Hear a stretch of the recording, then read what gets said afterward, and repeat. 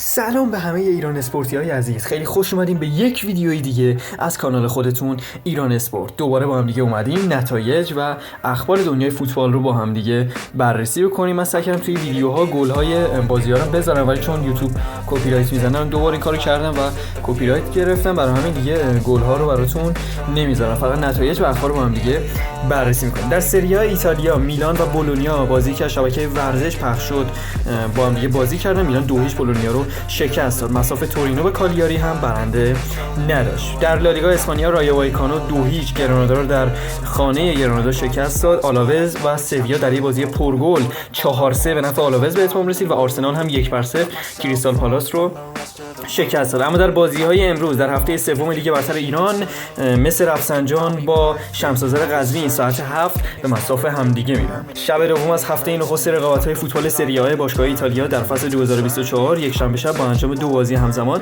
از ساعت 10 رو به وقت تهران به پایان رسید که در مهمترین بازی یوونتوس به نتیجه 3-0 میزبان خود اودینزه را شکست داد. فدریکو کیزا در دقیقه 2، دوشان ولاهویچ در دقیقه 20 از روی نقطه پنالتی و آدریان رابیو در دقیقه 45 گل‌های یوونتوس به ثمر رساند تا بانوی پیر در همان نیمه نخست کار حریف را تمام کرده باشد.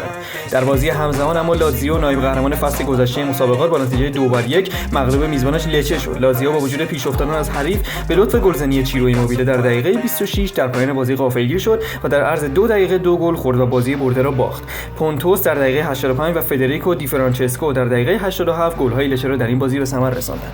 هفته نخست سری آ امشب با انجام دو بازی دیگر پایان میرسد که در بازی اول از ساعت 8 تورینو پذیرای کالیاری خواهد بود و در بازی دوم از ساعت 10 میلان میهمان بولونیا است که نتایجش هم خدمتتون گفتم. این خبر مال دیروز بود، گفتم بگم که بدونید. خبر بعدی در آخرین بازی از شب سوم هفته دوم لالیگا شب گذشته تیم فوتبال اتلتیکو مادرید میهمان تیم رئال بتیس بود که این بازی بدون گل خاتمه یافت. اتلتیکو که فصل را با پیروزی خانگی 3-1 مقابل گرانادا شروع کرده بود، اکنون با 4 امتیاز در رده چهارم جدول قرار دارد. ژاوی هرناندز که شاگردان شب گذشته در چهارچوب هفته دوم لالیگای اسپانیا به لطف 2 گل دیرهنگام پدری و فران تورس موفق شدند مهمان خود کادیس را شکست دهند و اولین برد خود در فصل جدید رقابت‌ها را کسب کنند. پس از این دیدار گفت به نظرم این بازی باید با نتیجه 4-1 یا 5-1 پایان بیافت. جابجایی خوب توپ در این دیدار کلید موفقیت ما بود. تیم در حال تبدیل شدن به آن چیزی است که ما می‌خواهیم. وی همچنین در تمجید از هافبک هلندی‌اش که با ارائه یک بازی خوب به عنوان بهترین بازیکن زمین انتخاب شد، اظهار داشت فرانکی دیون یکی از بهترین توپ پخش‌کن‌ها است و ما چنین چیزی را در بازی با خطافه کم داشتیم.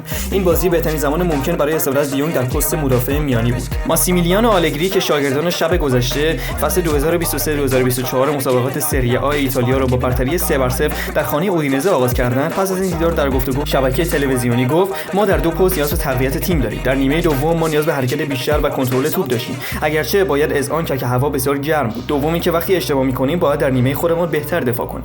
و همچنین در تمجید از بال ایتالیایی‌اش که در این بازی گل اول یوونتوس در دقیقه 2 به ثمر رساند اظهار داشت من فکر می‌کنم کیزا یک مهاجم است. ممکن است من اشتباه کنم اما از دید من او یک مهاجم است. فدریک در عرض خیلی منزوی می‌شود. بنابراین در این بازی همکاری خوبی با دوشان ولاهویچ داشت. آنها در حال پیشرفت هستند اما کیزا دوباره کمی بیش از حد به سمت دروازه رفت. من فکر می‌کنم او این فصل می‌تواند 14 تا 16 گل به ثمر برساند.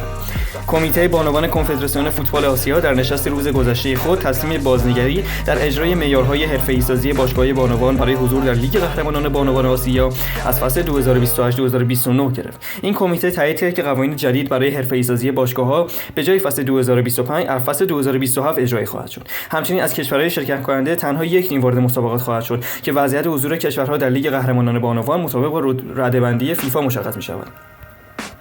سهمیه‌ها از سال 2028 بر مبنای رده‌بندی رقابت‌های باشگاهی بانوان آسیا و معیارهای صدور مجوز حرفه‌ای به هر کشور تعلق می‌گیرد. همچنین معیارهایی در آیین‌نامه مسابقات گنجانده خواهد شد که بعداً به تایید کمیته بانوان AFC میرسد. رقابت‌ها از فصل 2024-25 با حضور 12 تیم در 3 گروه 4 تیمی برگزار می‌شود. بازی‌ها به صورت متمرکز و تک بازی انجام خواهد شد که 2 تیم نخست هر گروه و 2 تیم برتر و رده سوم گروه‌ها به دور 1/4 نهایی صعود می‌کنند. تیمی که رده بالاتری خواهد داشت میزبان دیدار مرحله 1/4 نهایی می‌شود و بازی‌های نیمه نهایی و فینال به صورت تک بازی و متمرکز انجام می‌شود. همچنین با تصمیم کمیته بانوان کنفدراسیون فوتبال آسیا زمان مسابقات جام ملت‌های بانوان آسیا هم تغییر کرد و پس از برگزاری این رقابت‌ها در سال 2026 دوره بعدی بازی‌ها در سال 2030 برگزار خواهد شد. سرجینیو دست با ترک بارسا به هلند برگشت، اما نه برای دوباره ملحق شدن به تیم سابق خود آژاکس، بلکه برای پیوستن به رقیب دیرینه آن PSV آیندهوون. باشگاه بارسا صبح امروز تایید کرد که دفاع راست آمریکایی‌اش رو برای یک فصل به آیندهوون قرض داده است و تیم هلندی این گزینه رو دارد که قرارداد این بازیکن 22 ساله رو برای سال دوم تمدید کند. دست به کشوری برمیگرده که در آن متولد شده، اگرچه ملیت او آمریکایی است. او که در برنامه‌های ژاوی هرناندز برای فصل جدید جایی نداشت، از سال 2020 که به بارسا ملحق شد در مجموع 72 بازی برای این تیم انجام داده و در آنها 3 گل به ثمر رسانده است. طبق اعلام منابع محلی، رقم قرارداد انتقال قرضی دست به آیندهوون با احتساب پاداش‌ها به 10 میلیون یورو میرسد. او علاوه بر آیندهوون از تیم نیس فرانسه پیشنهاد داشت، اما ترجیح داد به لیگ برگردد که سال 2020 آن را ترک کرد. دو باشگاه بایرن و اینتر در آستانه توافق نهایی برای انتقال بنجامین پاوار به جمع نراتزوری هستند. انتقالی که انتظار می‌رود در بسته‌ای به ارزش 35 میلیون یورو عملی شود. آخرین پیشنهاد اینتری‌ها برای جذب این مدافع فرانسوی 28 میلیون یورو به علاوه 5 میلیون یورو بند پاداش است، اما بایرن برای موافقتش با عملی شدن این انتقال 30 میلیون یورو به علاوه 5 میلیون یورو بند پاداش‌ها می‌خواهد. انتظار می‌رود توافق نهایی امروز بین طرفین حاصل شود و این بازیکن 27 ساله که تنها یک فصل دیگر با بایرن قرارداد دارد به طور رسمی راهی اینتر شود. طبق گزارش روزنامه آلمانی چاپ مونیخ، مدیران باشگاه بایرن که در بازار نقل و انتقالات به دنبال یافتن جانشینی برای پاوار هستند، روتشارل خیرترویدا مدافع 23 ساله فاینورد را به عنوان جایگزینی مناسب برای تقویت خط دفاعی تیم تحت هدایت توماس توخل می‌دانند. بایرن تماسهایی با مدیر برنامه‌های مدافع هلندی برقرار کرده، اما هنوز مذاکره رسمی با باشگاه فاینورد نداشته است. خیرترویدا 23 ساله که تا پایان ماه ژوئن 2025 با فاینورد قرارداد دارد و همتیمی علیرضا جهانبخش به شمار می‌رود، تاکنون در 154 بازی برای این تیم به میدان رفته و آمار 15 گل زده و 6 پاس گل را از خود بر جای گذاشته است. روز شنبه برای پپ گواردیولا یک روز خاص بود، چرا که کارلو ماتزونه سرمربی سابق او در تیم فوتبال برشا در 86 سالگی درگذشت. او یکی از مربیان اسطوره‌ای فوتبال ایتالیا بود که هنوز هم رکورددار بیشترین حضور در سری آ به عنوان یک مربی است و در دوران کاریش بزرگانی مانند گواردیولا، روبرتو باجو و آندرا پیرلو را تمرین داد. گواردیولا در تمجید ماتزونه فقید گفت او مردی بود که حرفش رو رک و راست میزد و هیچ ترسی از رفتن به جنگ قدرتمندان نداشت. او عاشق کار در باشگاه‌های کوچکتر بود و میدانست که بردن یک بازی با یک تیم کوچک مانند قهرمانی لیگ با یک تیم بزرگ است. او میدانست که چطور یک تیم را بسازد و در یک تیم با همه بازیکنان به یک شیوه رفتار نمی‌کرد.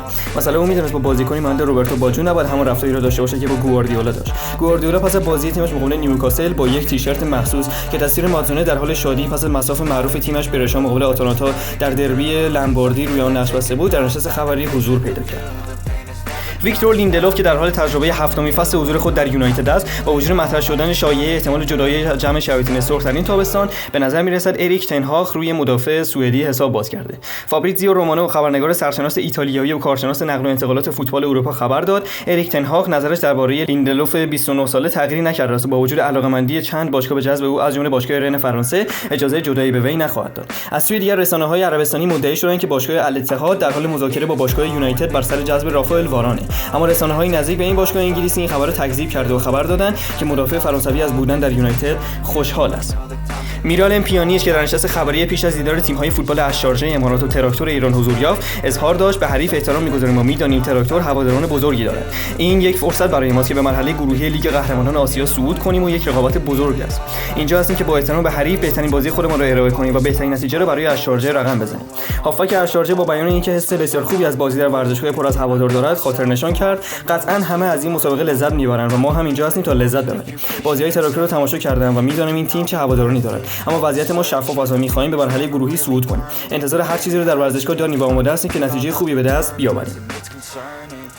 کاسمین اولاریو در نشست خبری پیش از دیدار تیم فوتبال اشارجه امارات مقابل تراکتور ایران در چارچوب مرحله پلی‌آف لیگ قهرمانان آسیا در پاسخ به این پرسش که با توجه به توانایی و بازیکنان اشارجه فکر نمی‌کنید در بازی فردا فشار بیشتری روی تیم شماست، اظهار داشت می‌دانیم کجا هستیم و با چه تیم محبوب و پرهواداری بازی داریم. می‌دانیم تراکتور در خانه خودش چه تیم خوبی است و این تیم در 2 هفته اول مقابل 2 تیم قدرتمند بازی کرد. می‌دانیم چگونه برابر تراکتور بازی کنیم. وی در مورد مقایسه تیم‌ها لحاظ هزینه در نقل و انتقالات خاطر نشان کرد فوتبال به پول و هزینه ارتباط ندارد. هر تیمی بهتر بازی کند صعود خواهد کرد و این مسئله به بزرگ یا کوچک بودن تیم‌ها مرتبط نیست. دیدار با تراکتور فرصت بسیار خوبی است تا مقابل این همه هوادار فوتبال بازی کنیم. شخصیت اشارجه را به نمایش بگذاریم و نشان بدهیم چه تیمی هستیم. سرمربی اشارجه در پاسخ به این پرسش آیا بازیکنانش تمرین پنالتی کردن یا خیر تصریح کرد کسی نمی‌داند چه اتفاقی می‌افتد و نمی‌توان پیش بینی کرد، اما برای همه چیز آماده هستیم. پنالتی به تمرین نیاز ندارد و بیشتر به ذهنیت تیم‌ها وابسته است. چنین بازی‌هایی فشار بالایی دارند و نمی‌توان اتفاقات را در آن پیش بینی کرد. اولاریو درباره دیدار قبلی خود با تراکتور که به شکست شاگردانش انجامیده بود گفت قبلا دیدار با تراکتور به صورت رفت و برگشت انجام می‌شد و یک بازی بازی را بردیم، اما هر بار که در ایران بودم